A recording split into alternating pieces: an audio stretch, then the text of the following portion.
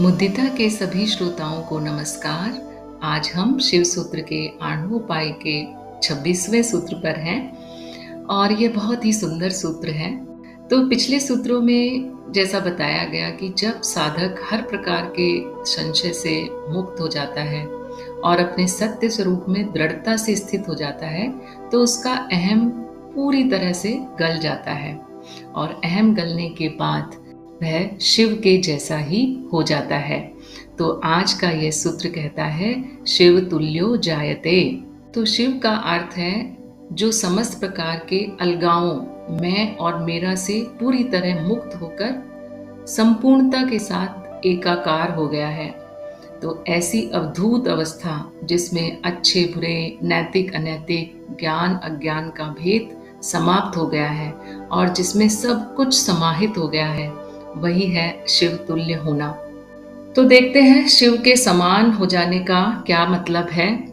तो शिव के समान हो जाने का अर्थ है कि अब साधक में वो लक्षण दिखने लग जाते हैं जो शिव के साकार रूप में उपस्थित हैं, प्रतीक के रूप में। जैसे शिव ने शिखर पर चंद्रमा धारण किया हुआ है, तो चंद्रमा प्रतीक है चित्त का।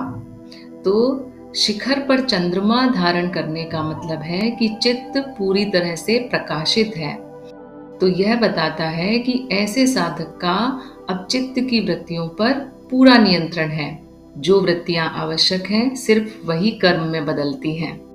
दूसरा, शिव के हाथ में त्रिशूल है जो कि 3 तरह के तापों, दैहिक, दैविक और भौतिक का प्रतीक है। तो हाथ में त्रिशूल पकड़ने का अर्थ है इन तीनों प्रकार के कष्टों या तापों को वश में कर लेना। तो वश में करने का मतलब कि ऐसा साधक अब इन तीनों प्रकार के तापों से विचलित नहीं होता। शिव के डमरू से शब्दों की उत्पत्ति होती है और उन शब्दों से सृष्टि की रचना। अर्थात ऐसा साधक अब प्रकृति के प्रतिकूल नहीं अनुकूल हो जाता है और लोक कल्याण के कार्यों जैसे ज्ञान प्रसार आदि के माध्यम से रचना में देवी का सहयोग करता है।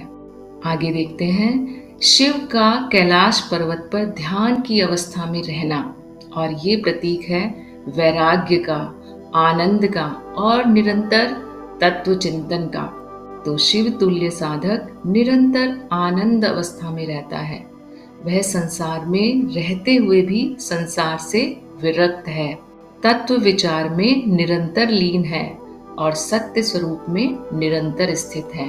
अब जैसा कि आपने पौराणिक कथाओं में सुना होगा कि शिव देवताओं और दैत्यों दोनों को समान दृष्टि से देखते हैं और तपस्या के अनुरूप प्रसन्न होकर उनको वर देते हैं, यानी महाकरुणावान है।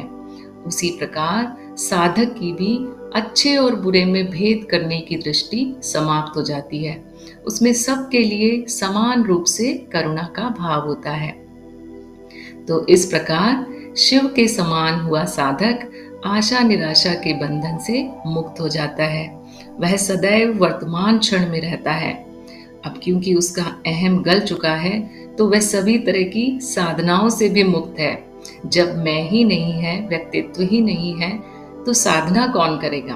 तो बस लोक कल्याण के कार्य करता हुआ दिखता है, पर बिना किसी लक्ष्य के, अर्थात लक्ष्य रहित लक्ष्य।